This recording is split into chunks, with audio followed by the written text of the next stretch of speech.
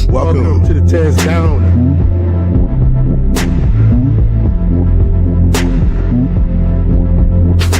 Welcome. I'm the Tez.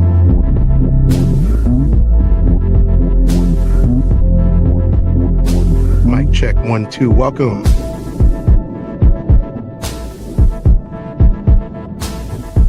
Welcome to the TezDown. Party time.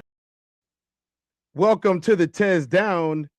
It's me. I'm Tez. That's 2-4. So we got a show for you guys today. Hey, you know what? We're going a little bit back and we're going to talk about some stuff today.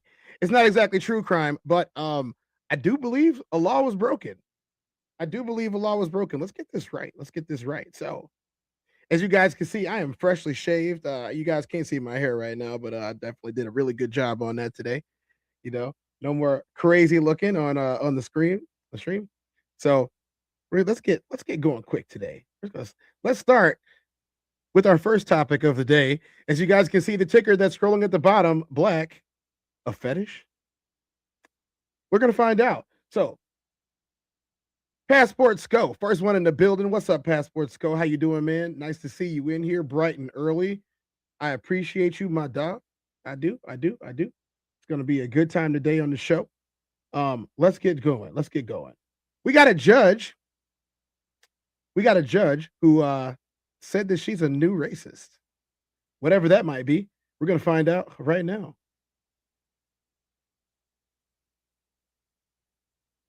That breaking news from the 7 investigators, a local judge accused of making racist and homophobic comments is vacating her position after being removed from her docket more than a year ago. It's a story the 7 investigators first broke in September of 2024. 7 investigator Heather Cataldo is here with what she has learned. This has been a long process. You'll recall we revealed recordings of Judge Kathleen Ryan making some shocking statements. Judge Ryan has essentially been on paid leave for 15 months and once described herself in those recordings as untouchable. The Judicial Tenure Commission has been investigating this for more than a year, but they did not take action against her. Her lawyers confirming to me late today that she is retiring, and the vacancy for her position has already been posted by the governor's office for potential candidates to apply for an appointment to the bench. I can honestly say that. Okay, I'm not systemically racist. I'm a new racist. The 7 investigators were the first to... Whoa, really? Okay, this is a judge, guys. This is a judge we're talking about right now.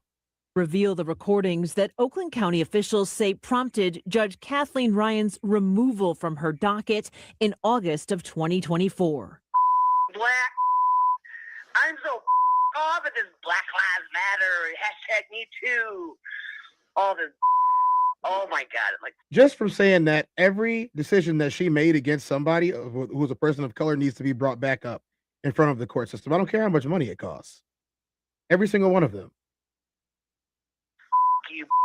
On Wednesday, a judicial vacancy was posted on the State Bar website saying the former Oakland County Chief Probate Pro Tem Judge was vacating her position on the bench. Kathleen A. Ryan presiding. Good morning. You may be seated. Ryan was a probate judge for 13 years until the Oakland County Probate Court administrator filed a complaint against her, alleging Ryan had been harassing him, calling him after hours for years, and making racist and other inappropriate comments. I've never met anybody that enjoys hurting people and brags about it the way she does, or intimidating people, scaring people. Hutton says his complaint was not acted on for months, so he then sent the recordings of his calls with Judge Ryan to state and county officials. I just want to make it right, and I want the people in Oakland County that come to court to get a fair shake, to have their day in court, to have an unbiased trier of facts. If you're black from any other country, you're doing way better. If you're an American black person, then you're a lazy piece of...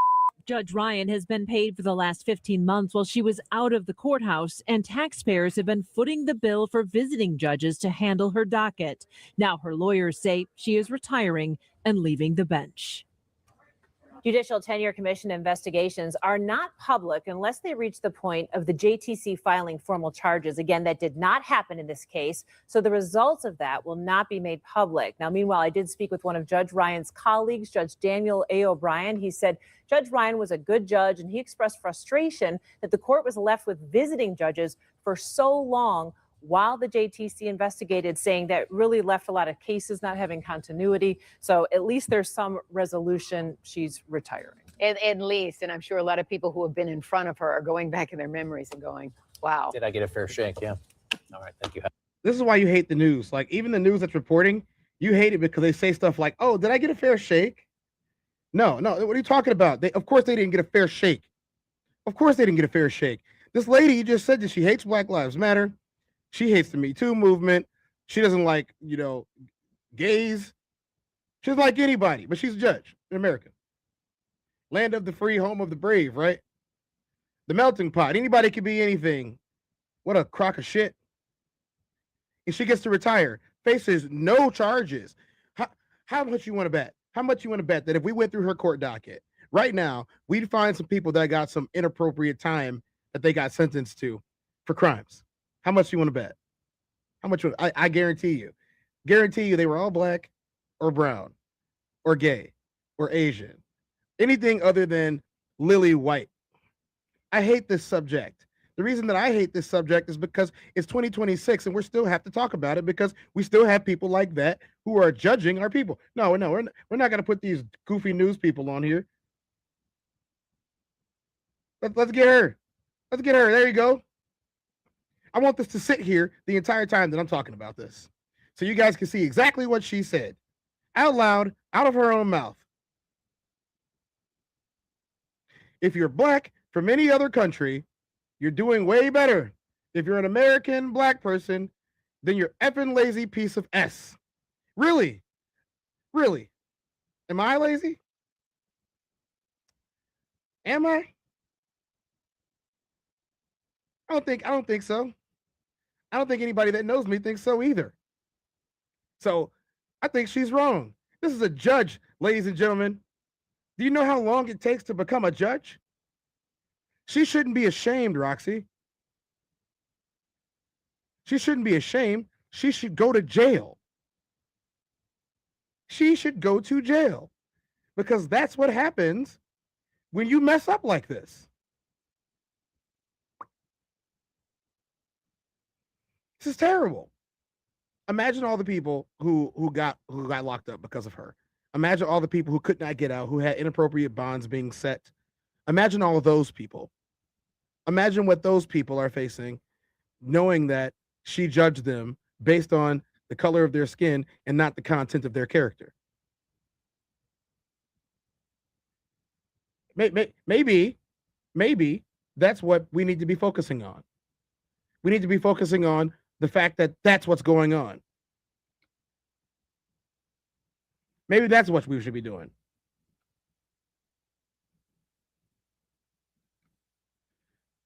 And it's funny that we're talking about this on Martin Luther King Jr. Day. It's funny. I hope everybody had a good holiday yesterday, but for the purpose of this show and what we're going to talk about, we're going to have that man on the screen. That's what we're going to do. We're going to have that man on the screen for people like this.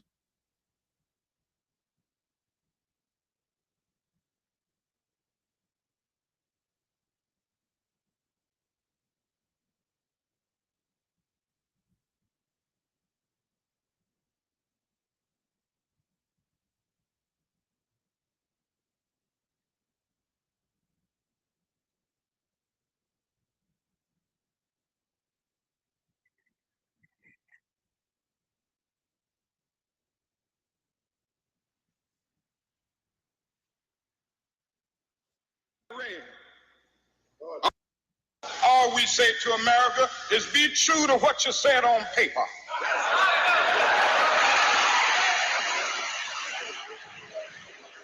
If I lived in China or even Russia or any totalitarian country, maybe I could understand some of these illegal injunctions. Maybe I could understand the denial of certain basic First Amendment privileges because they haven't committed themselves to that over there. But somewhere I read of the freedom of assembly. Somewhere I read of the freedom of speech. Somewhere I read of the freedom of press. Somewhere I read that the greatness of America is the right to protest far right.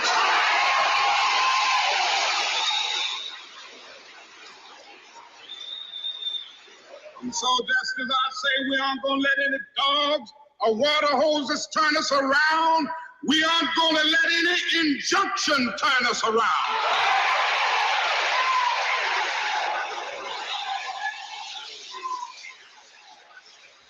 Well, I don't know what will happen now. We've got some difficult days ahead.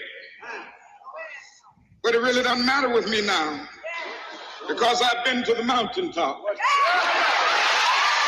I don't mind. Like anybody, I would like to live a long life. Longevity has its place. But I'm not concerned about that now. I just want to do God's will. And He's allowed me to go up to the mountain. And I've looked over and I've seen the promised land. I may not get there with you, but I want you to know tonight that we as a people will get to the promised land.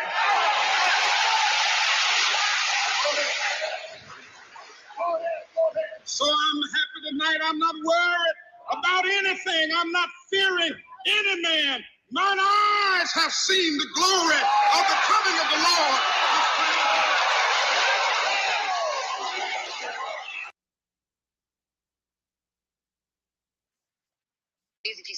Judge Ryan.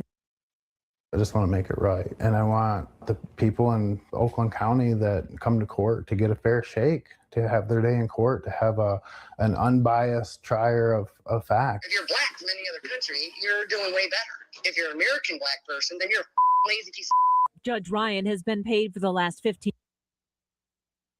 Judge Ryan has been paid for the last facts. If you're black from any other country, you're doing way better. If you're an American black person, then you're a lazy piece of...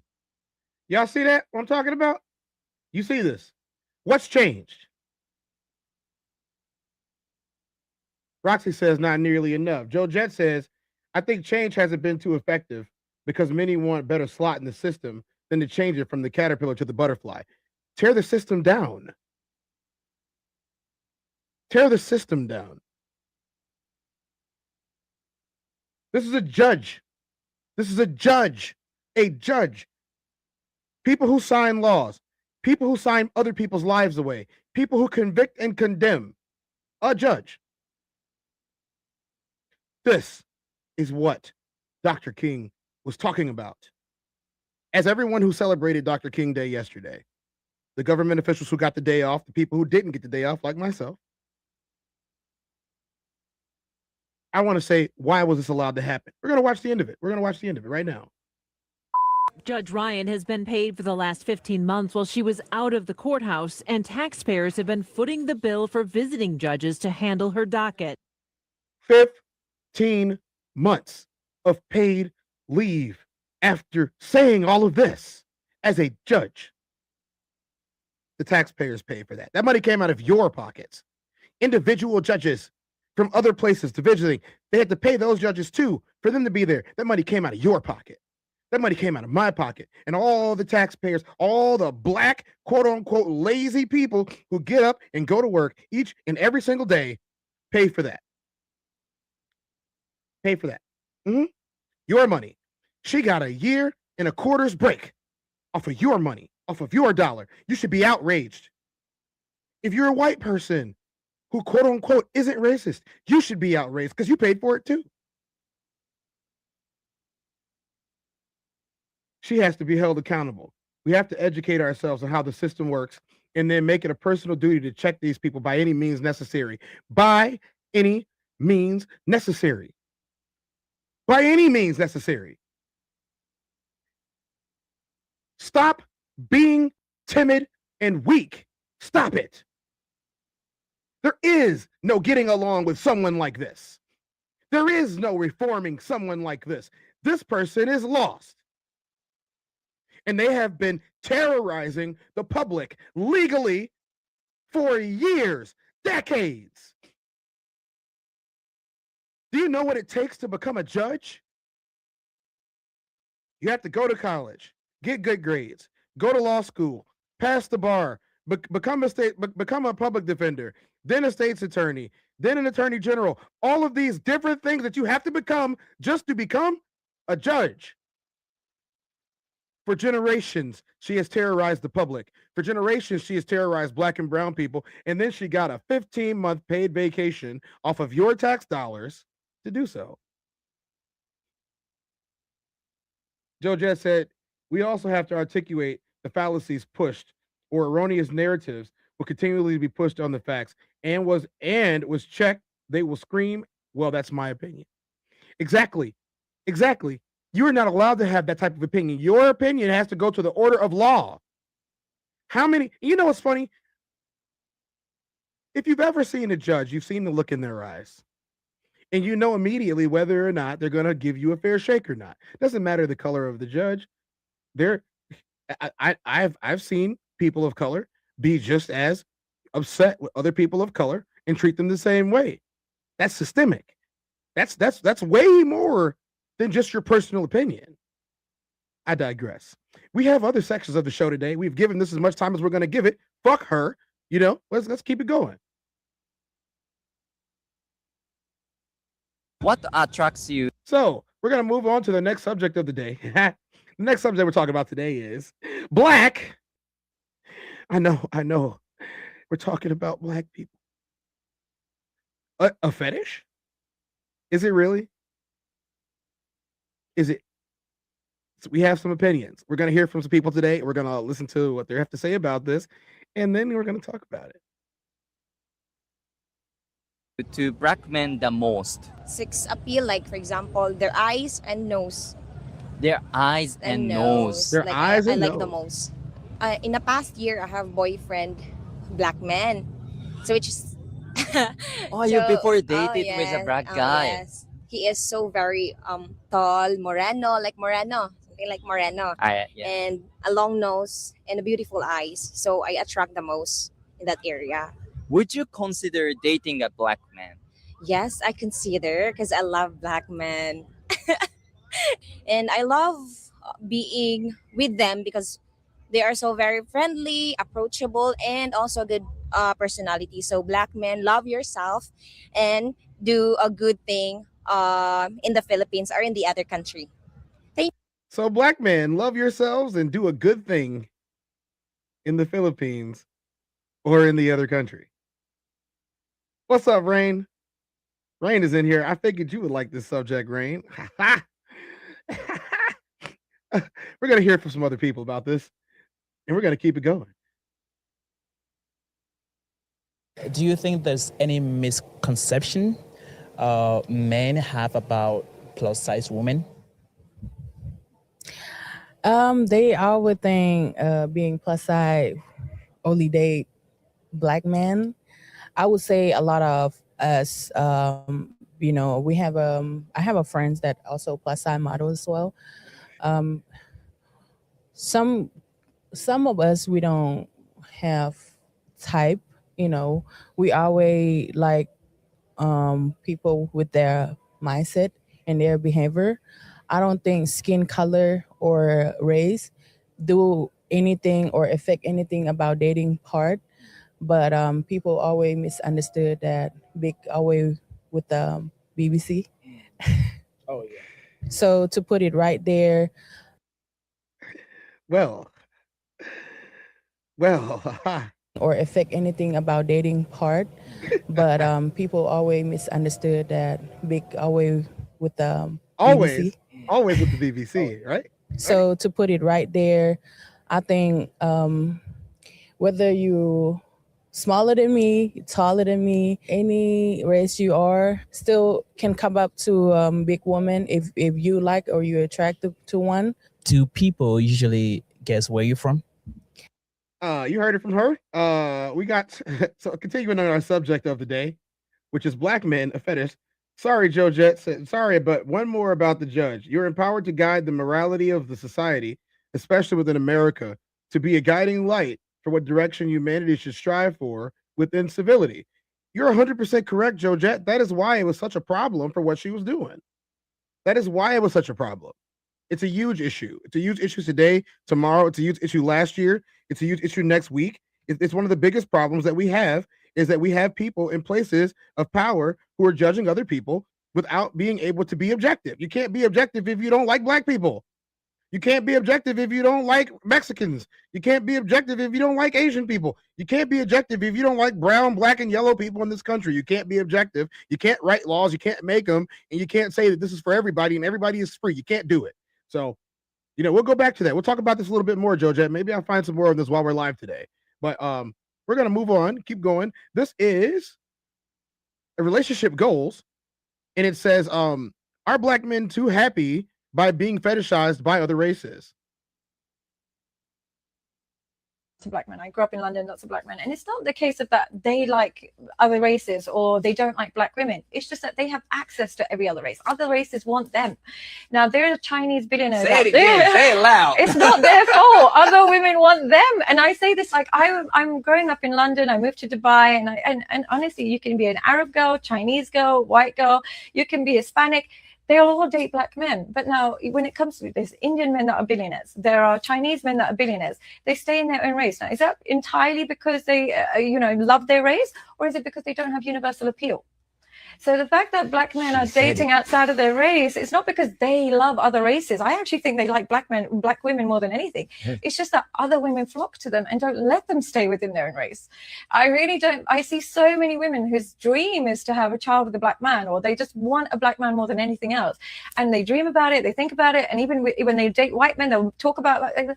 So like, what do you expect? It's not the same. They're not sitting there having conversations with their white guy and saying, can I get a hall pass for a Chinese man? They're not saying that. So is it really black men choosing white women, or is it that other? I don't believe it's their choice to be with other women. I think other women don't let them live with just. So already we have been posed the question, and the question is: are black men too comfortable with being fetishized? She seems to believe that it's not the black men who have the issue, because black men love black women, and that is unabashedly the truth. Black men do love black women. What she's saying is black men are having their doors beat down by everyone else except black women. Black women are not beating the doors down for black men. That's a fact. Black women want to be chased by black men, but they're not beating the doors down for them at all. This is a nuanced conversation for sure. Don't you guys think so? I know I do. Joe Jet says, yeah, don't want to be a fetish, but what you can bring into intellectually, spiritually as a leader and not a good time. So yeah.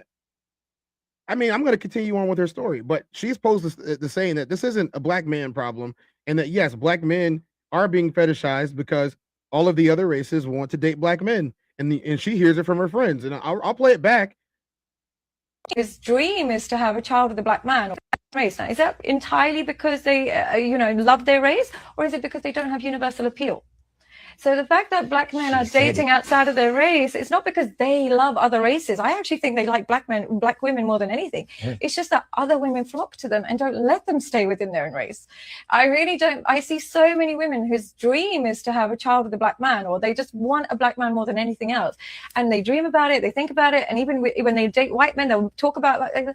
So like, what do you expect? It's not the same. They're not sitting there having conversations with their white guy and saying, can I get a hall pass for a Chinese man? They're not saying that. So is it really black men choosing white women, or is it that other? So from what I'm gathering from this, what she keeps describing to me is physical traits. And it sounds like she's talking about they want black men for the physical and what they bring physically. But they don't necessarily want them for everything else. They want them for the safety. They want them for the physicality. They want them for the intimacy. They want them for the raucousness that you might bring. They want them for the BBC. I said it out loud, everybody. Don't get mad at me. It wasn't my fault. I had 3 people in a row say it. Don't blame me. Don't blame the TezDown. It's not my fault they get TezDown syndrome after they get a little taste. It's not my fault. She's saying it's culture's fault.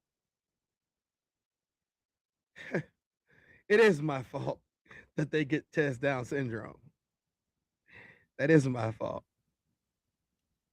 And I don't care. I don't care at all. But I will say this. She's making a whole lot of sense right now, and we're going to keep on listening. We got another minute about it, so we're going to hear it.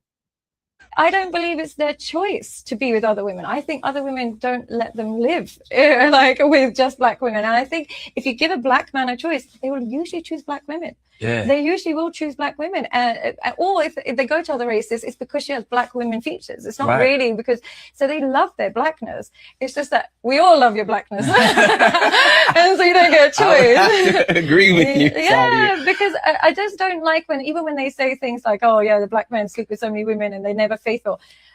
Sorry, Bob, in your house, you would love to be unfaithful. You just can't. So like, it's just, I think it's not really about black men. I think it's the appeal they have and the testosterone. And I really think it boils down to masculinity. They exude more testosterone and masculinity than other races. So they become universally desired by women. Now, this is not all women. I'm just saying in general, they have more. You could travel to any country. You join Tinder, girls will match with you. It's any country. Now, if you do that same thing as like and I don't mean this to stigma, I'm saying this as a South Asian woman. If you say that as a Pakistani man or as a Vietnamese man, you don't have the same luck. So is it really you seeking other women or other women seeking you? I grew up with lots of black men. I mean, it's a really good question. And you know, as somebody who's traveled, I can honestly say that, yeah, when you travel, like you appeal to everybody. There's not a single country, state, anywhere that I have been where, you know, I'm in the quote unquote minority and I'm not from there that I haven't been desired by people who are there. Does that mean that I'm out here plowing things? No, that does not mean that. Please don't take it that way. I'm not out here plowing everything in every country. It just means that they think that you're attractive. They think that you're cute. They want to talk to you. They want to go out with you one night. Even if you don't let them, they still want to. Soft Rain says, I agree, Tez. All other races other than some black women are seeking black men. They are. They are. You can see it. It's all over the internet.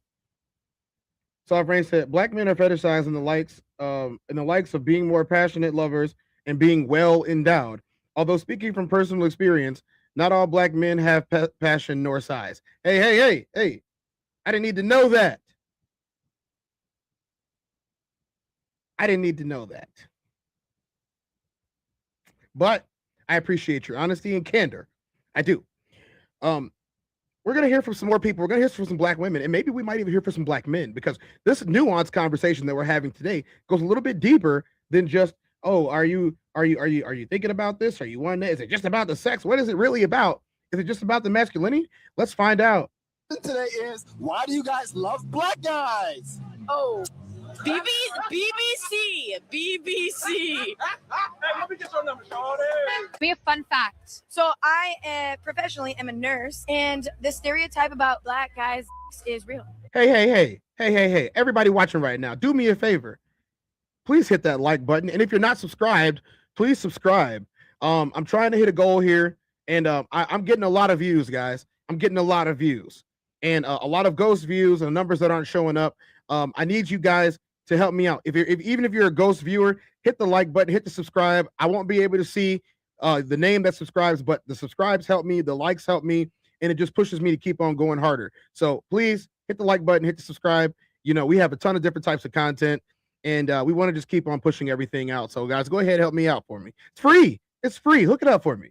Hook it up for your boy Tez at the TezDown. Wow, I mean, I did a rough calculation the other day, and I've seen thousands of faces. Uh-oh. The race is not going to like this one. Do you want BBC? like, yeah. Yeah? Okay, what about you? Of course. Oh, say less. Of course, okay. Once you go black, you can never go back. Wait, you said yes to the question, right? I mean, yeah. Okay, yeah, I'm getting her Snapchat. White or black men? Oh, I like black men. If it ain't dark, there ain't no spark.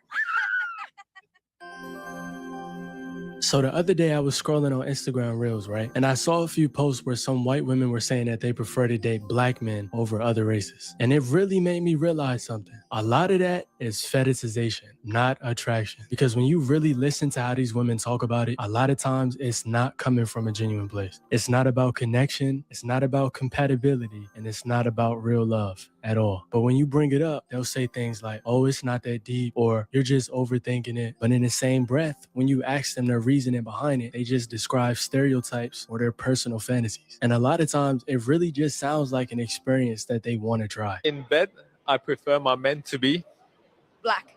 black. I'm guessing you have previous experience. I'm not gonna answer that. But why not? black in particular? You know what they say. He's so fun and divine. Look at him. Does I feel that? We like tank tops. We like Instagram likes. And we smashing your check. We are light skinned and we can help you. I don't need to say the obvious, but in addition to the obvious, they're also very adventurous lovers. And they want to do all the nasty things, and they like really nasty girls that look real pretty.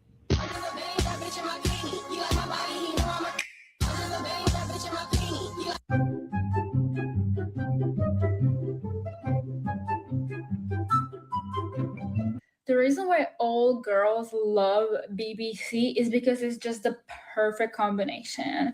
Like if you think about a white girl and a BWC, it's Combination of what? Somebody help me out here. She said it was the perfect combination. Could y'all explain this real quick? the reason why all girls love BBC is because it's just the perfect combination. Like if you think about a white girl and a BWC, it's just there's something wrong. It kind of feels like it's two females together, you know, it's like two feminine energies. But when it's like a white girl and a BBC, it's like, yeah, that's. I feel like that's where the problem starts, because genuine attraction and fetishization are not the same thing at all. And that's how a lot of us black men end up getting used. Not me personally. I stick with the black queens forever. One of the reasons that a lot of people don't like talking about is rebellion. A lot of white women grow up in households where dating black men is heavily discouraged. Sometimes it's obvious, and sometimes it's more subtle. Sometimes they get the side eye, the be careful, or sometimes they might just be told straight up, don't bring them around here. And knowing that, for some people, dating a black man sometimes becomes a way to push back. It's a way to push against expectations. And sometimes it gets to the point where they're just like, you know what? I'm gonna do the opposite of what I was raised to do. So how did your parents feel when you brought a black guy home? I mean, They was cool with it, or they was like, nah? she was cool with it, but we were sneaking around. Sneaking around. Yeah.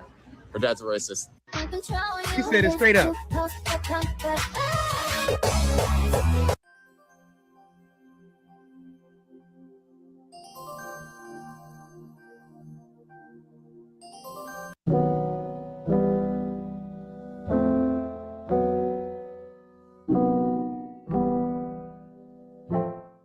Doing that does not automatically make it bad. So I want to make that clear. Sometimes that's a good thing. And sometimes it's not intentional either. But if somebody's only with you to make a point to their parents, to their friends, or to their upbringing, that'll eventually weigh on you heavy. And at the end of the day, you shouldn't have to carry somebody else's rebellion. You get what I'm saying? Yeah. Another huge factor is the media. Black men are hypervisual and I mean, so far what we've gathered here. We've gathered.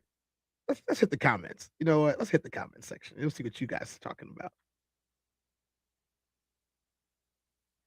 Conversation with Soft Rain says, what I find attractive in black men is the melanin. Of course, culture as well, as I was raised in it. That is why we say that there is black and then there is black adjacent. Hey, since we're talking about the melanin today, can we give a shout out to me? I let my beard grow untamed for 3 weeks because I wanted it to look like this. I wanted it to look like this. I think my beard looks pretty good today. I think y'all would agree. Okay. So we just talked about me for a little bit today. There's nothing wrong with that. Soft Rain says the physical attraction part. And that's a big one. Is it physical attraction or is it the forbidden fruit? Is it physical attraction or is it forbidden fruit? Especially in this country. Roxy said, hit like and subscribe and share. It's free. It's real talk. We don't have to agree on everything and we can agree to disagree. Real content, real conversation, and real facts. That's the truth. This is the TezDown. It is sports unscripted and culture unfiltered. So yeah, and as you can see, we are definitely unfiltered today. And right now we are talking about, are black men too comfortable with being fetished? fetishized. And we've been talking about this the entire time. And one of the main points that was brought up in this conversation was it just seems like it's all about the physical. It's all about the physical. But I think there might be some underlying factors that are a little bit deeper than that. Certain areas, sports, music, entertainment, fashion, the list just goes on and on. But notice which black men get shown the most in the media. A lot of times it's usually celebrities like athletes, rappers, men with status, black men that make a lot of money, or black men that have a lot of fame. When it comes to the media, we're rarely shown as regular human beings. And for the ones that don't fit in the celebrity category, we're shown as intense, dominant, hyper masculine, dangerous, and aggressive. So a lot of exposure that people have with black men is not your everyday black man. A lot of times what they're seeing is the most visible, the most successful, and the most exaggerated versions of us. And that image gets repeated over and over and over again. And over again. They love us with LeBron James.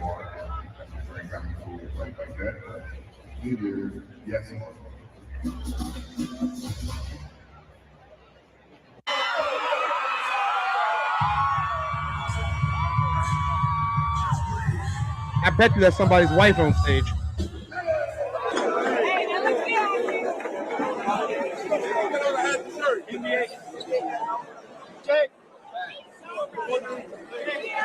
My favorite sport outside of football is baseball, and Isaac's is basketball. My favorite sport outside of football is definitely basketball. Allie's is swimming.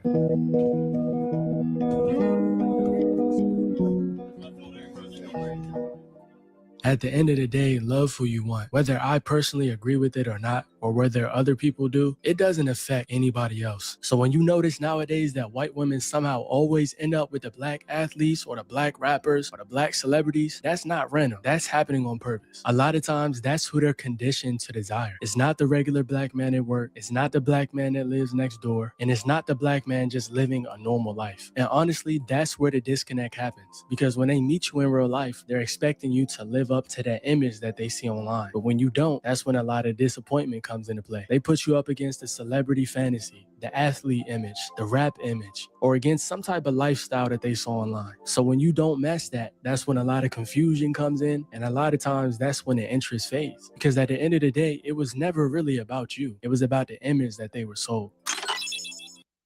So, I mean, that's a big part right there. Joe Jett said, Braun was, hold on, we go first with Joe Jett. Some women like the contrast on complexions. They'll say they like black men, but it doesn't mean light-skinned ones. I've seen that too. I've seen that in person. Braun was like, women are the first teachers, you dig? And that's why when Jeannie talks, I tell everyone CFU. Roxy says, physical attraction, not the forbidden fruit that family accepts anyone. And if they don't, I don't. I don't F with them. Many cultures are in my family other than black or white. That's what's up, Roxy. So if you guys are just joining us right now, again, we're asking the question, are black men too comfortable being fetishized? And we're looking at some of the issues behind it as to why or where it came from. And right now we're on the social clout portion. Another reason that people don't really like admitting is social clout. For some white women, being with a black man comes with a lot of attention. People are gonna notice, people are gonna react, and people are gonna ask questions. And for some people, that attention feels validating, not because the relationship that they have with the black man is super deep or because they just have this super strong connection, but because they're getting noticed. And for some people, that's all that they want. No, I got it. Oh! All right.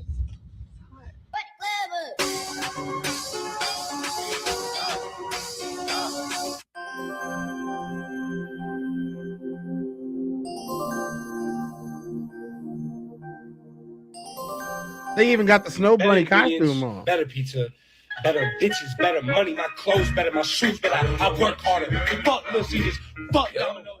Of course, what I'm saying does not go for these. She was loving every second of because that. I don't know them. But the point that I'm trying to make is sometimes white women will get with black men for attention, whether that's social media attention, outside attention, whatever the case may be. And then there's status by association. For some white women, being with a black man that's tall, handsome, confident, successful comes with a certain image, and it changes how they're perceived in social spaces. And in a culture where blackness is already cool and trendy and heavily imitated, whether people want to admit it or not. That proximity to a black man has a lot of value to it. A lot of white men don't have confidence.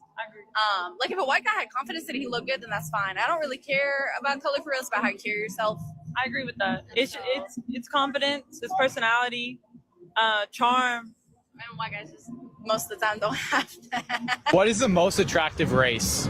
Black, tall, with dreads or braids or even an afro. Like I just find that like extremely attractive. You coming with us?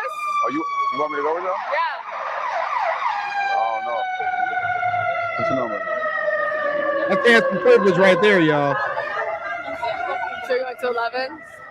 Hey, we talked about handsome privilege, and this was the thing. That's handsome privilege right there. They think that he is handsome. Roxy says, I personally am attracted to personality first.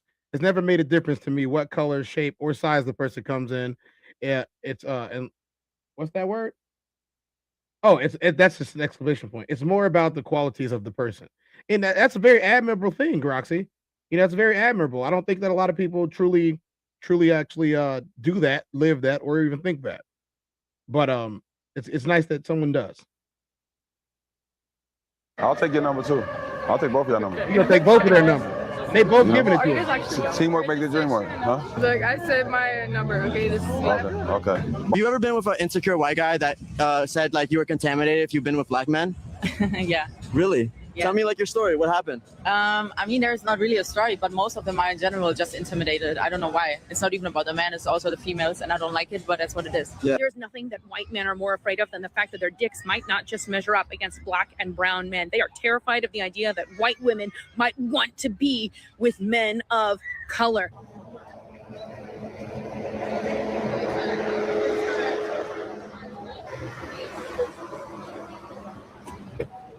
Dan? Yeah, how are you? How you doing? Hop in the back. About like, you've ever dated a black man or something, they get so insecure about it. They say you're contaminated and stuff. Like, I've had guys tell me that multiple times. Have you ever been with some insecure white guys that like got insecure? Have you been with black guys? Yes, all the time. I think I'm contaminated.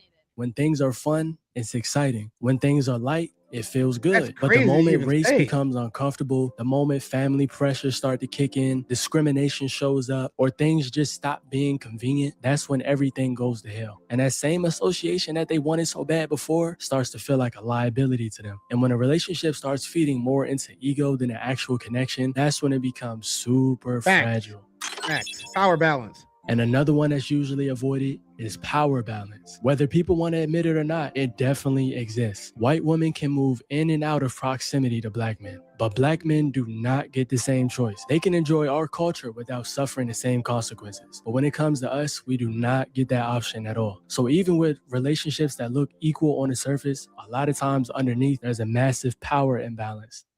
Yeah, I'm gonna tell you, as somebody who has no problem dating anyone from any race, I have dated people and realized immediately that, while we might have a good relationship, I am not benefiting from their whateverness, but they are definitely benefiting from my blackness without having to deal with any of the struggles that came with it.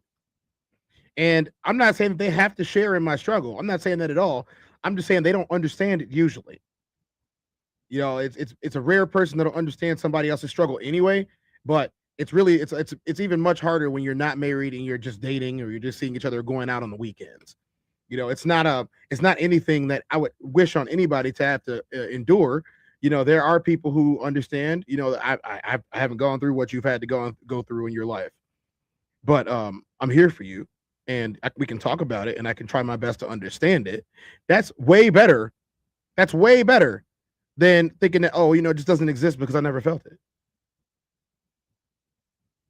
Don't see. And honestly, you see this play out in real life when things go left. Look at situations like Jonathan Major and his ex-girlfriend. Before information even came out about anything, everybody automatically took her side. He lost roles, he lost opportunities, and his whole career basically stalled overnight. But don't get me wrong, I'm not sitting here trying to argue whether or not he was innocent or guilty. But the point that I'm trying to make is how fast protection kicks in for these white women and how fast black men get treated as disposable as soon as things go left. And honestly, it's happening a lot sooner than that. You just don't see it. And guess who held him down while he was going through that legal battle? I didn't want to get with a white woman because I was scared she might have me running down the street like Jonathan Majors. There you go. Think I'm old, cat. Not because I didn't like white women. I think white women are as great as any other women. But I'm not going to act like I'm not scared of them. I have a reason to be scared. You could be Kang the Conqueror, and they could take your rabbit ass down in 2 weekends. Now that I will not be returning to ESPN. I found out this information a little earlier in the week. And really, the only thing that I really ask is, like, guys, could we wait until Monday? My brother's going into the Pro Football Hall of Fame. I said, this coming out will overshadow everything that he's worked his entire life. In situations like that, people automatically assume she needs to be protected and removed. White women are seen as victims by default. Black men are seen as threats by default. So even in interracial relationships, that dynamic does not disappear. It's still there and it's still influencing how situations are perceived. And when you combine that with everything else I said, that imbalance becomes very, very dangerous. The system already knows who it's going to choose. That's why at the end of the day, y'all got to stick with the black queens, man. You heard the girls say Shannon Sharp be the... So, okay. I'm not telling y'all who to stick with. That's his opinion. That's not mine. Those opinions are not shared by the TezDown and probably not most of the constituents anyway. But I want to hear about it. What do you guys think in the comment section? Do you think that it is just a fetish, or are they genuinely attracted? Do they genuinely like us chocolate folk? That's the question of the day. So far, so good. We're gonna hear next from a group of sisters. What did they say? Black queens forever. We're gonna hear from a group of sisters on what they think about this, and we're gonna comment on it, and we're gonna talk about it really good. Yeah, what's going on? Give her some big black babies, weirdo. He was all for it. And I used to be in love. Let's go back. You heard the girls say Shannon Sharp need to give her some big black babies, weirdo. He was all for it. And I used to be in love with Shannon Sharp. Just a sidebar. That man She used to be. used to have 1%. Huh? Not with them juicy ass lips. I didn't even care. Look, that man had 1% body fat. Oh, okay. Okay. Not your whispering. Fellas, you heard it here first. You heard it here first. Get your body fat down. Get your body fat down. That's what you need to do. She liked that man because he had 1% body fat. So again, is it still a fetish if black women are saying the exact same thing as other women? I can't speak for any women. I don't speak for any women, any kind of woman. I don't speak for them. I only speak for Tez and the TezDown, and I'm going to let them speak for themselves. I'm Shannon. And I'm Lisa. And KK's here too. And you're listening to Blacktivities. That's Blacktivities, y'all. All things black. Black culture, black history, black perspectives, and black panache. Celebrating our blackness doesn't mean exclusion. Everybody's invited, but you got to come in and have a seat. So let the Blacktivities begin. I'm letting it play out. Happy Martin Luther King Jr. Day. Hello again, and welcome to Blacktivities. My name is Shannon, and I have two lovely co-hosts, Lisa and Miss KK. I thought you was gonna let me be like extra, like, hey, how you doing? Oh, girl, you do you. That's it. That's all I got. Go ahead. So tell me why. I was going through the YouTube analytics and I was trying to find out how people are finding our videos. And there's a little thing that says YouTube search terms, right? Mm-hmm. So tell me why people are going in YouTube and searching Mandingo porn and finding our Blacktivities videos. That'll ruin my mood. I like y'all and everything, but if I'm searching for one thing and this pop up, baby, that ain't what I'm looking for. So how do y'all think that's happening? I think it has something to do with, remember when we did that thing on tropes? And I put some real, or I guess on YouTube, they're called shorts. I put a short up about different tropes, and one of them was Mandingo. So maybe that's how it's happening. But that was like a long time ago. Well, welcome. If anyone's confused, y'all let me know in the chat and I will explain what. Don't make me regret this. All right. I'll explain what Mandingo is, what the term is, and what it refers to. But I digress. If you don't know, let me know in the chat and I'll help you. Welcome. We're here to exceed the pleasure. Okay, so Maybe you just exposing my search habits. I don't know. Whoa, okay. I'm single now. Whoa, and there you have it. All right. Delroy Lindo, you better come get her. Come get up. Hands and all. Well, it fits with today's topic because today we're talking about the fetishization of Black men. Last season we talked about social media and relationships, and we played that video, the girl who kept saying, "Hey, Black men," and we said we were going to do a full episode on the fetishization of Black men. So this is it. That was in episode 7 of last season. If you want to go back and listen to it. Hey, Soft Rain, don't you go running now. Nah, type it in there. Put it right here in the comments section for everybody to see. Please, y'all, we gonna bully Soft Rain into giving us the definition. Soft Rain, what is definition? Give us the definition, Soft Rain. Don't do that to this wonderful chat of mine. Don't do this to them. They don't deserve that. Don't delete your comments. Come on up to the front. Come on up to the front. Put it right there. Come on up to the front. No. Oh, no. Don't run now. Don't run now. Put it in the comments section. Help the chat out. You got a wrench and everything. Nope. You can't do that. Nope. I would. Yes, you will. What he said, what's the definition, Rain? See, the chat is asking for you, Rain. The chat's asking for you. Help them out. Help them out, please. Please do it. Do it for me. I thought we were friends. See, this is why I don't let nobody come over my house. Because I thought we was friends. And then they go delete stuff out the chat when they write it. See, this is why don't nobody come over my house. That's why. It's your fault, Rain. It's right. It happened in real time, y'all. It happened in real time. Rain done switched up already. See, Joe, she's denying you. Mm-hmm. But yeah, I think it's going to be a great topic. So are you guys ready for the big facts? I'm ready. Let's go. Big fact time, y'all. The fetishization of Black men goes back centuries, rooted in slavery and colonialism, when Black men were painted as hypermasculine, aggressive, and insatiable. Today, those same stereotypes show... Whoa. Did she just say insatiable?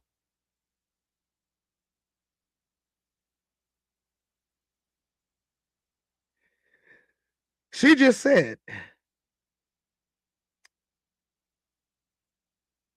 insatiable. Welcome to the chat, Nadia. Joe Jet said it's on her 2026 calendar. Insatiable. Word of the day. Words of the day. We got 2 of them. We got 2 words of the day.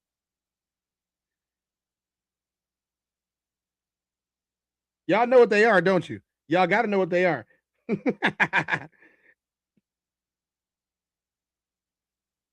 Since Soft Rain always does this for us, Soft Rain, why don't you go ahead? I'm going to rewind it. Soft Rain, why don't you go ahead and give us definitions for our words of the day today? As you can see, the words of the day are on the screen. That means you got to do it. Thanks, Soft Rain. What is your definition of the words of the day in today's TezDown? Go ahead on the big facts. Tell me about what they say about us Black brothers. Because today we're talking about the fetishization of Black men. Last season we talked about social media and relationships, and we played that video, the girl who kept saying, "Hey, Black men," and we said we were going to do a full episode on the fetishization of Black men. So this is it. That was in episode 7 of last season. If you want to go back and listen to it. But yeah, I think it's going to be a great topic. So are you guys ready for the big facts? I'm ready. Let's go. Big facts time, y'all. We had to do it twice.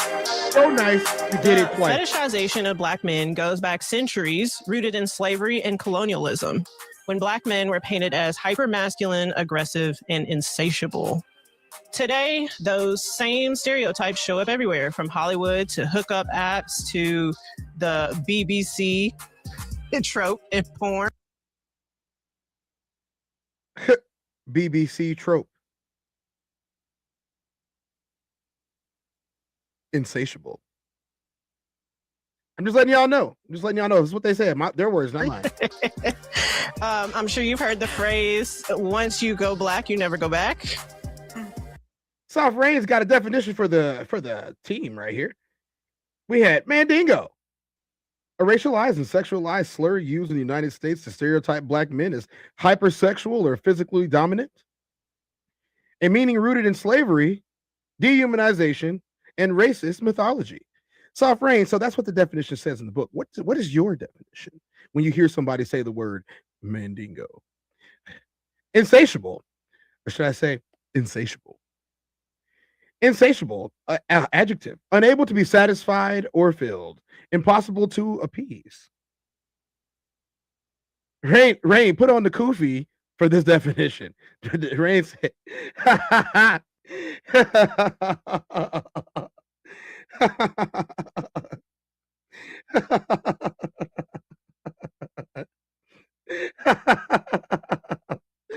oh man. Rain, put on the kufi for this. Soft Rain, put on the kufi for this one. Put on the kufi for it, please. Soft Rain, put on the kufi for this explanation. Please do it for us. Do it for us, Soft Rain. We want to see what you look like in a kufi. Oh man.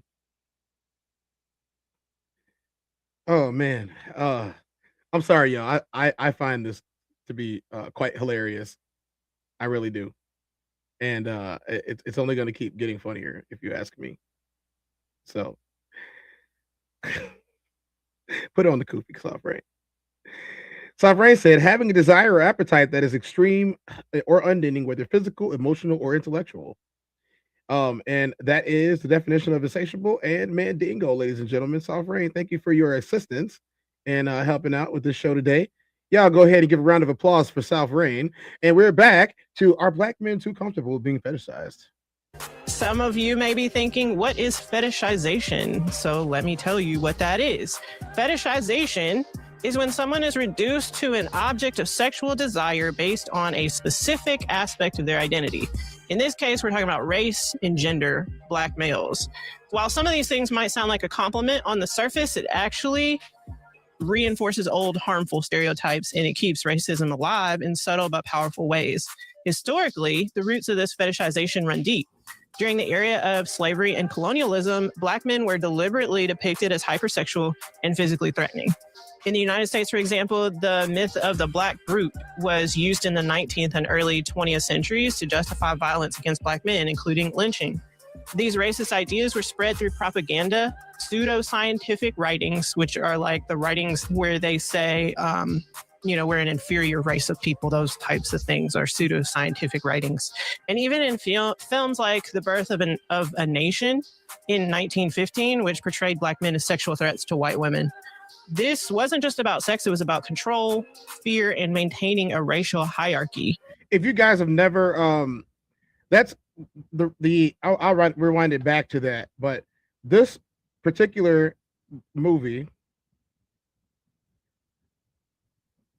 is actually pretty good on showing you a lot of the stereotypes that were created about black men just by popular media. And I don't know if it's going to come up or not, but yeah, this particular movie, The Birth of a Nation, that one it's by the Klansmen, as you can see. That one will give you a whole lot of insight on what was going on. Like The Birth of a Nation in 1915, which portrayed black men as sexual threats to white women. This wasn't just about sex, it was about control, fear, and maintaining a racial hierarchy. These stereotypes didn't disappear with time. In modern media, Black men are often cast in roles that emphasize physicality, aggression, or sexual prowess, while their emotional depth and individuality are ignored.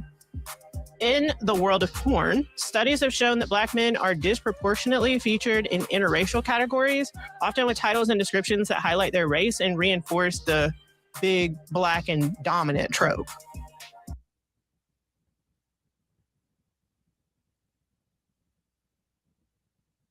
Big, Black, and dominant. It's a trope. Is it a fetish? Are Black men comfortable being portrayed as big, Black, and dominant? All the Black men that are in my chat right now, are you comfortable with being portrayed as big, Black, and dominant? Let me know. Let me know in the chat. Just give me a simple yes or a no. We're going to keep it moving until then. According to a 2018 analysis published in the Archives of Sexual Behavior, Black men are more likely than men of other races to be depicted in aggressive or dominant roles in adult films. It goes beyond media to also dating and their social life. Black men frequently get comments and questions about their bodies and sexuality. Are you, as in me? Me personally, I don't have a problem if somebody says that I'm big, Black, and dominant. I don't have a problem with that at all. I actually would prefer someone to think that I was big, Black, and dominant instead of small, ashy, and passive. I would prefer that. I mean, I am a football player. And one of the main things about being a successful athlete is your dominance on the field or the court or the diamond or whatever proclivity that you might have. So the dominant part, pretty good for me. That, and I do think that I have a mostly dominant personality. Do I think that means that I'm domineering? Not exactly, no. Does it mean that I think that I have a natural ability to lead things? Yeah, I do. Does it mean that I take charge in most situations? Yes, I do. Does it mean that I have opinions that are solely my own opinions? Yes, it does. Does it mean that I'm kind of big? Yes, I am. Am I Black? Very. So big, Black, and dominant to me is not necessarily a negative connotation. I actually think it's a term of endearment or a compliment. But I'm not the same as everybody, and I want everybody else's opinions. So the other guys that are around, Sco, Joe Jet, Jay Zilla, Souls, Uncle Plug, Mikey, you guys let me know. Classic. I don't mind being big, Black, and dominant. I think that other races of people would prefer if I was. Especially when I'm dating outside of my race. I think that they would prefer if I was big, Black, and dominant. I have been told that having a big, Black, dominant man around makes you feel safer. For the ladies in the chat, does having a big, Black, dominant man around make you feel safer when you're around them? When you put your arms around his big arms and... Well, thank you. Thank you. Wouldn't have you any other way. Thank you. I wouldn't have me any other way either. I'm so glad to have the people that come through this chat that understand that I am Tez. This is the TezDown. We Tez those downs, and occasionally we keep it 100. So I want to know, ladies, are you safer? Do you feel safer with a big, Black, dominant man, or would you rather have someone that was small, ashy, and passive, or submissive? Who wants a submissive man? Ladies and gentlemen, who wants a submissive man? Roxy says, yes, absolutely. Who wants a submissive man? Anybody in the chat, let me know who wants a submissive man. I want to hear about it. Everything from assumptions about the size of, their member. Y'all know what I'm talking about. Assumptions. To being told like they're on someone's bucket list. A 2015 study of the Journal of Sex Research found that Black men, especially in online dating environments, are more likely to receive messages that focus on racial stereotypes rather than genuine interest in who they are as people. In LGBTQ plus spaces, the fetishization of Black men is well documented. Research from the journal Culture, Health and Sexuality in 2021 found that Black men who have sex with men are often subjected to sexual racism and objectification, with profiles on dating apps explicitly stating preferences for or against Black men, often using language that reduces them to sexual objects. However, when it comes to the numbers, the facts don't support the myths. Surveys about Black men... This is the part that I was hoping that she got to. There are a lot of people that are saying things that might necessarily be true. Absolutely. Next. Sex lives, number of partners, or supposed sexual stamina are often exaggerated or misrepresented. There's no scientific basis for the idea that Black men are inherently more sexual or physically endowed than men of other races. They're myths, people. So when we talk about we caught him. We got him, y'all. We got him. You can see they don't agree. Look at those faces. Clip this. Anytime someone is speaking and people tell me don't pay attention to body language, I'd be like, okay, all right, I get what you're saying, but you can't fake this right here. This is the look of, I don't know about that. Look at him. I don't know about that. I don't know about that one. Now, honey, nah, I think that's wrong. Let's wind it back. Let's wind it back so we can catch it again in real time. Look, that's that look. Her eyes done closed. Look at this young lady on the right. Her eyes are closed. Let's run that back. Often using language that reduces them to sexual objects. However, when it comes to the numbers, the facts don't support the myths. Surveys about Black men's sex lives, number of partners, or supposed sexual stamina are often exaggerated or misrepresented. There's no scientific basis for the idea that Black men are inherently more sexual or physically endowed than men of other races. They're myths, people. So, we had caught it in real time, y'all. Don't believe the hype. Or do believe the hype. The proof is in the pudding. The proof is in the pudding. That's the pudding right there. When we talk about the fetishization of Black men, I see some faces. Hey, they look, it's extended. She fell out the frame. She fell out the frame at her own disbelief because of her own human experience.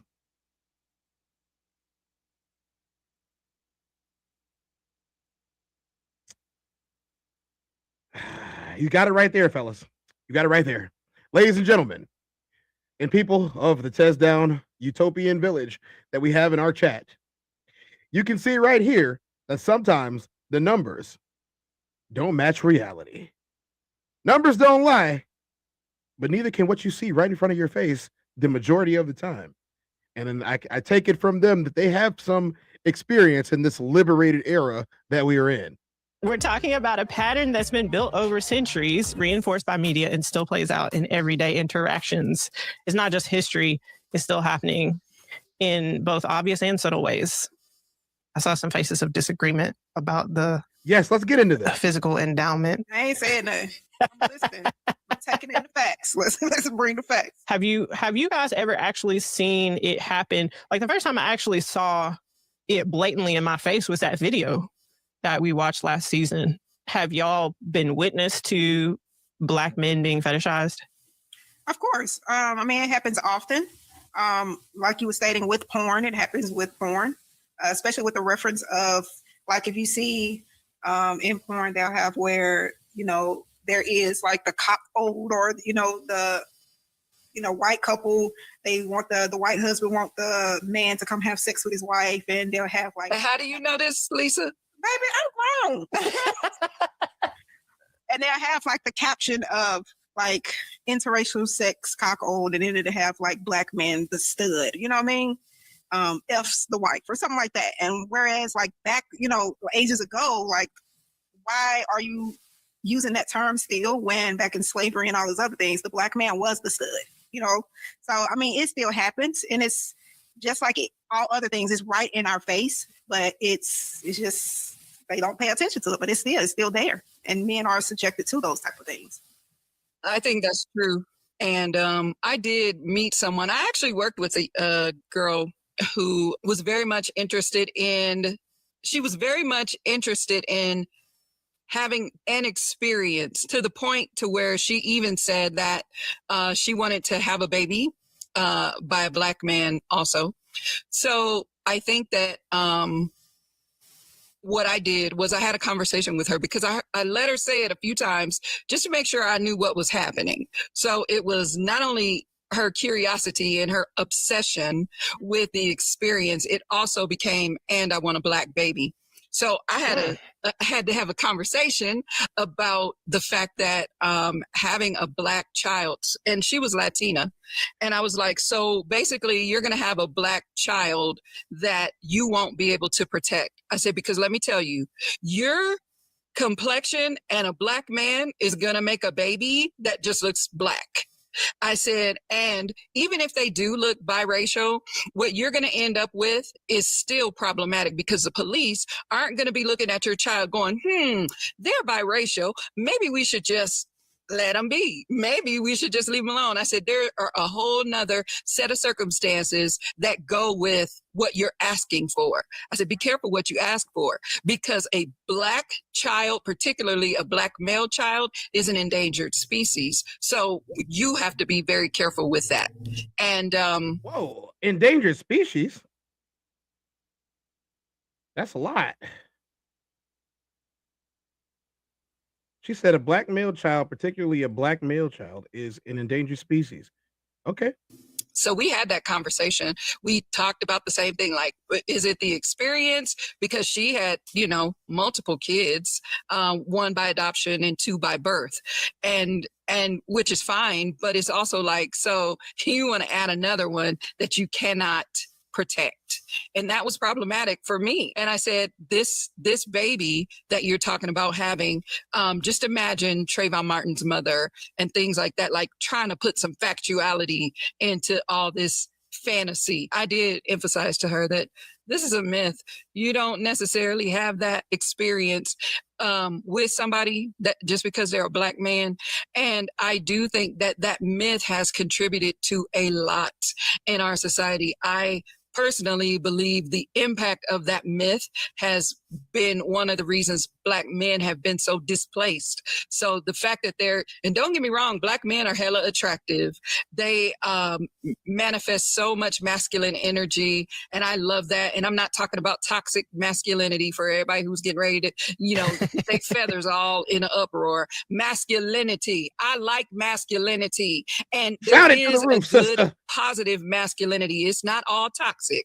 So that masculinity that Black men typically generally emote is wonderful, that they exude rather. That masculinity is amazing.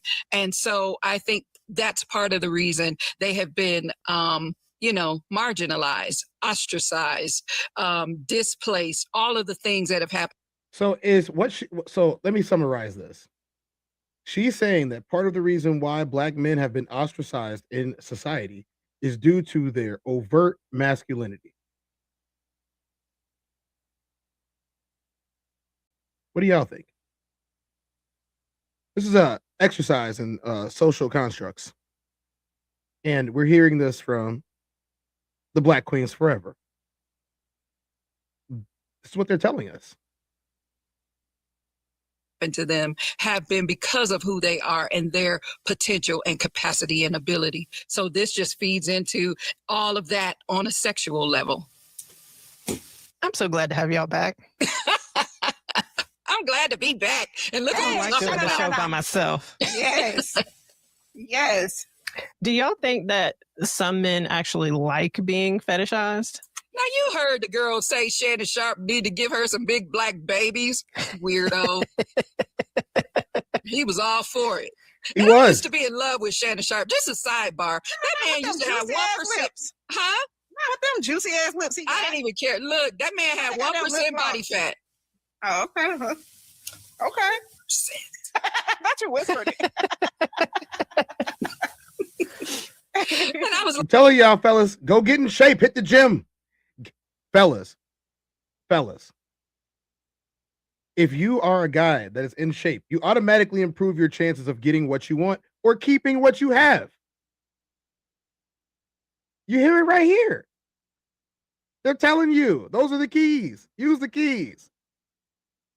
Like, woo. Okay. Yeah. But look, now it's just all bad.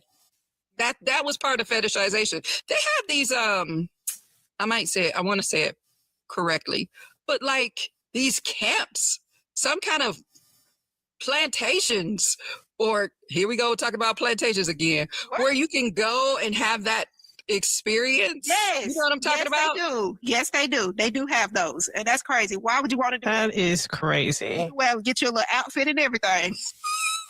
Get you the antebellum experience. Yep. Black men, would you participate in the antebellum experience? Comment. Hey, I'm finna make a show.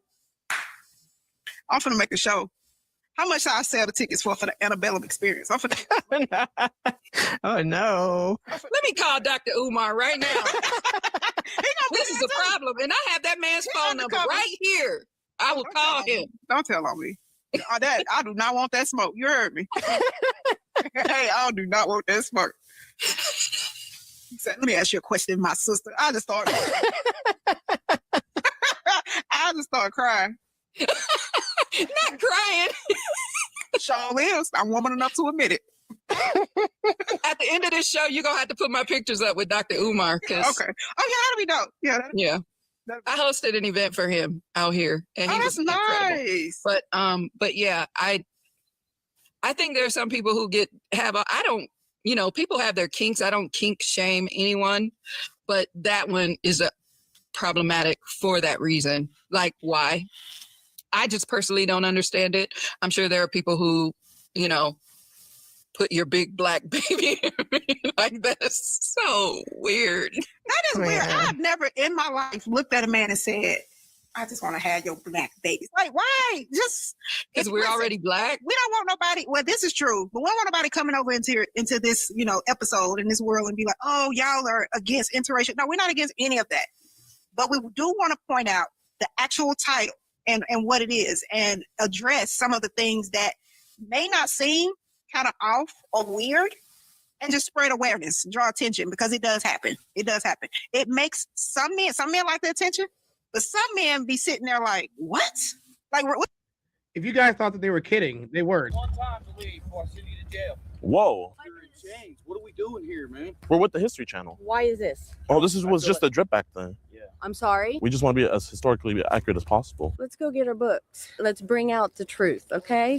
I want to be free. Honey, come on. Yeah, that is definitely not historically accurate. He's not with us. He must have watched Django or something. That's make believe. Do you guys have auctions today? What's that? Auctions? Nothing like that here. This right here is unacceptable. Where are you folks from? My daddy's balls. Wait, is this going on Facebook Live? Because I can't be on there. Too late. No. Uh-oh, too late. Please. Too late, buddy. Uh-oh. Now they're getting into real character, huh? One time to leave before I send you to jail. What? Whew. So now they're getting into real character. Let's go back to what we were actually talking about. What's his name? Russell Westbrook. When he was in the locker room, he's like, what? Some men, like, they look at it like, why? Like, okay. I listened to this other podcaster. His name is FD Signifier. And he received a comment from, I'm assuming it was a white woman. And again, I'm assuming. But the letter, hold on. It said, I wanted to share this with y'all. Hey, I'm a super huge fan, and I love the light work video you made about Ice Cube. I just have a question. Are you circumcised? And is it something culturally significant to Black people? Thank you. I love your videos. That goes back to the big facts. Said they get asked questions about it. Yes, that we do. man talks about everything like we do. And she decides to just jump in and just be. You guys can check out the Blacktivities podcast and these three lovely ladies on the fetishization of Black men. We got a couple different examples. So to ask this question, are Black men a fetish?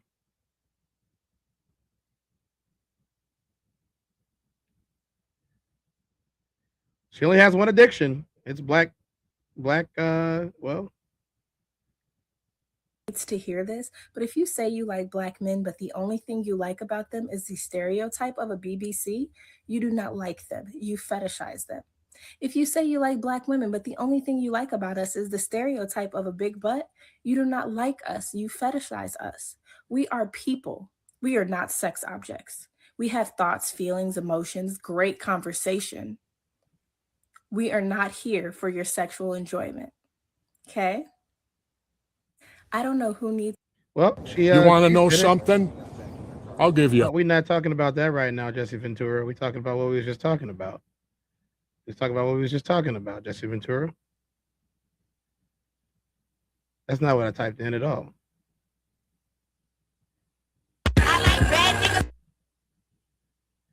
That's what she says. That's her problem. I'm starting to see a trend here.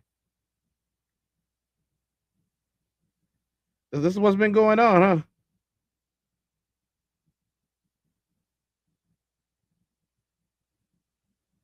What do you guys think?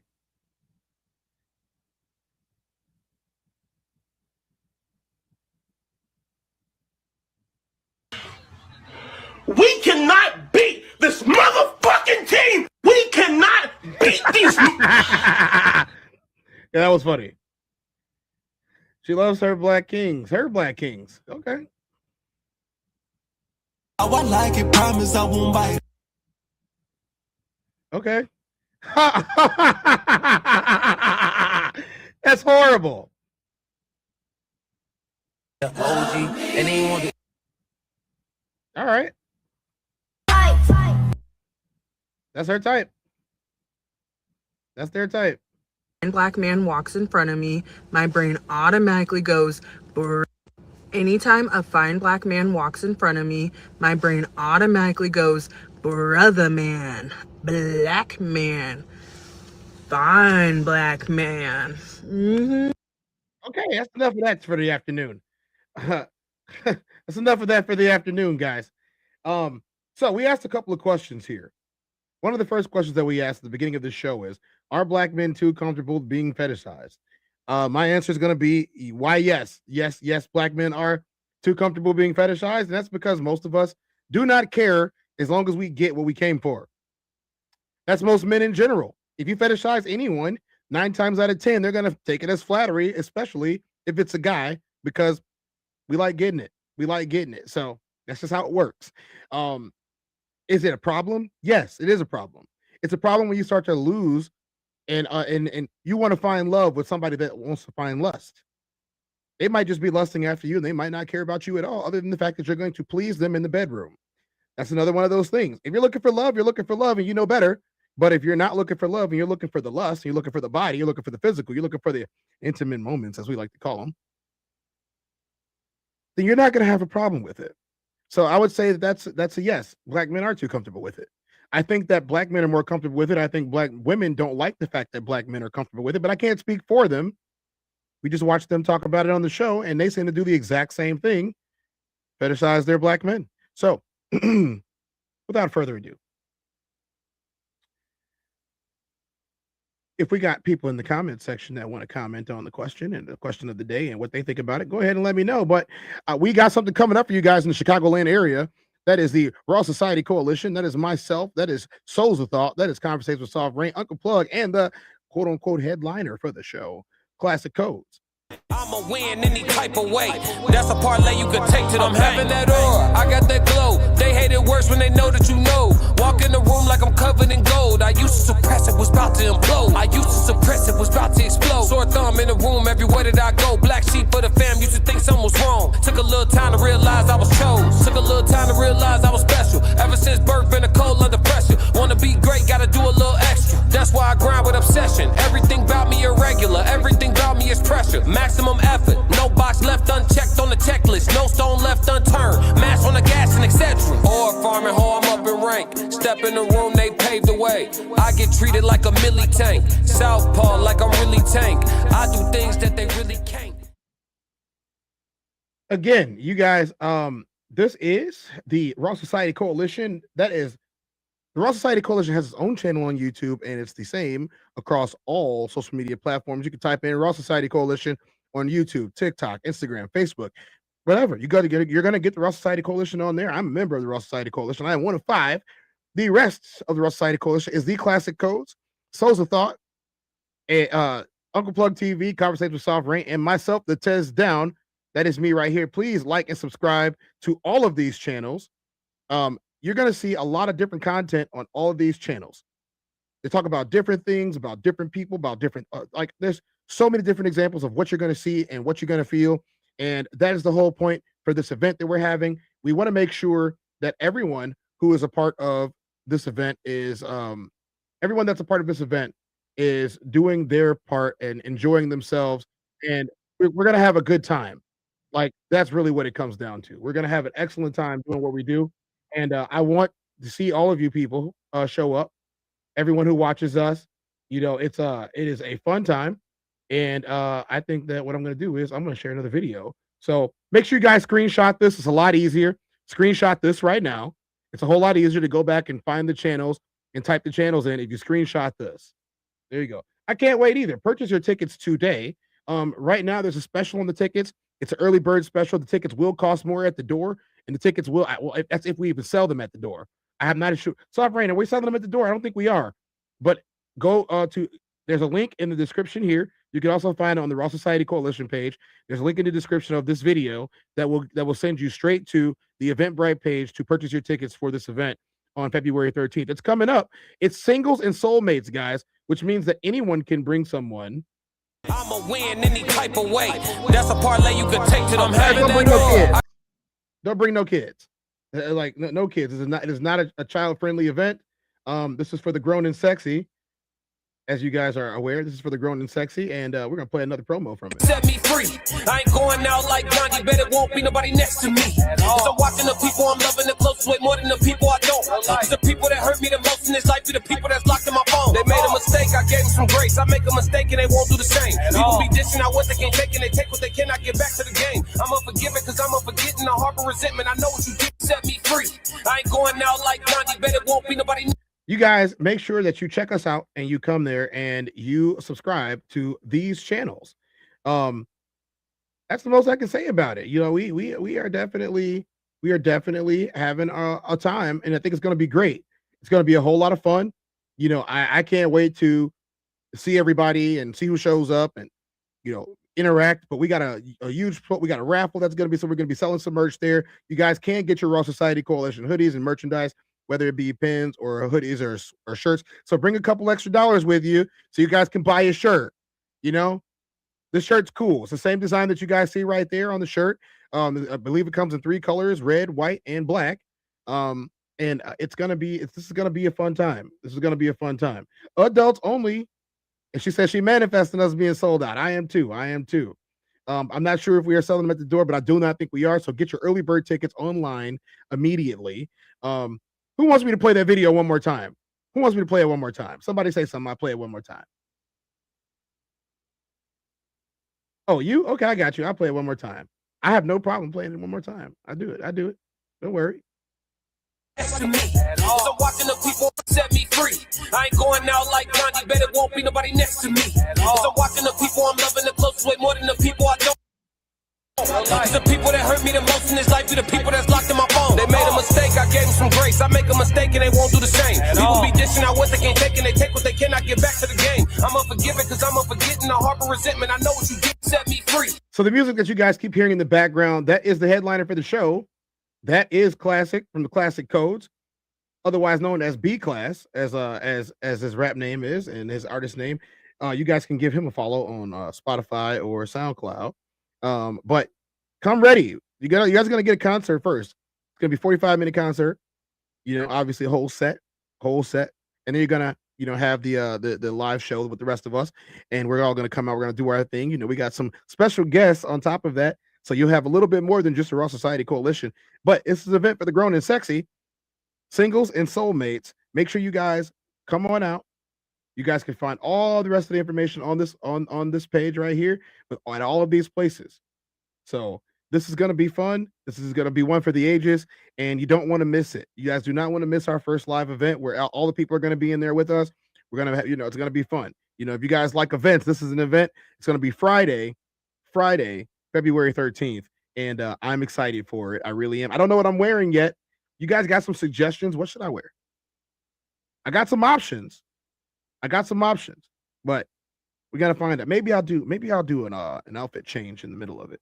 What do you guys think? I'll do an outfit change in the middle of it. Just walk off stage for a little bit, come back to something completely different. Smoking jacket, maybe. We're not allowed to smoke inside in Illinois, but as you guys have seen, the information is going to be in the description of this video. It's going to stay there. You guys can scroll down to the bottom. It's going to be in the description. RSC coalition event, and I hope to see you all there. Thank you guys for showing up today. I appreciate it. This is the TezDown. I'm Tez. I'm 24. I'm Tez 24. I am Knight of the Old Republic. I'll see you guys in another 24. This has been the TezDown, sports unscripted, culture unfiltered, and we're unfiltered today. And I think to answer our final question of the day, what's up, Unc? What's up, Unc? Cash or card for merchandise? Just bring both. The final question of the day, the answer to that question is yes. Yes. Do you accept cards, shirts and cards? You can pre-order online on the Raw Society Coalition link that is in the description of this video. So if you guys want to come in RSC gear before you even get there, make sure that you go to the link in this video and go and get you a shirt right now. They are live for sale right now. You guys can do that right now, and just go to the description in my video and click the link, or you can go to any of the Raw Society Coalition pages and you can click those links too, and it's all going to be on there. In the bio on my Instagram, it's also a link in the bio of my Instagram to buy tickets and clothing and merchandise for this event and for perpetuity in the future. So without further ado, the answer to the question of the day, in my opinion, is, are black men too comfortable being fetishized? The answer to me is yes. Yes, they are. But to whose detriment is it? To whose detriment is it? The words of the day today were Mandingo and Insatiable. And that was answered. You guys can check the comments in the description. Are black men too comfortable being fetishized? Yes, they are. But I don't believe that it's to anyone's detriment unless you want to be in love with the people that are fetishizing you. If you only care about doing the exact same thing to them, it kind of works in your favor, in my opinion. And that's where that's what I gathered from listening to the ladies talk. Unc in here. Yeah. You missed a good show today, Unc. Yes, you did. It was a good show. Watch it back on the replay. And they're giving him his shout out. They're giving the man his flowers. But it was a great show. Again, I'm the TezDown. This is the TezDown. I'm Tez24. This is Sports Unscripted, Culture Unfiltered. And I think that y'all did a great job today. Thank you for enduring me. Blessed are those who endure me. But also, the rest.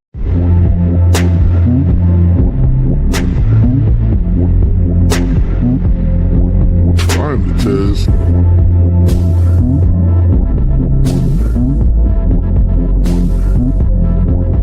I'm the Tez. Welcome to the TezDown.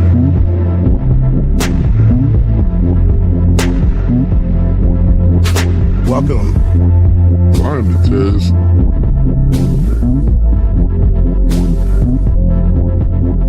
Mic check 1 2. Welcome.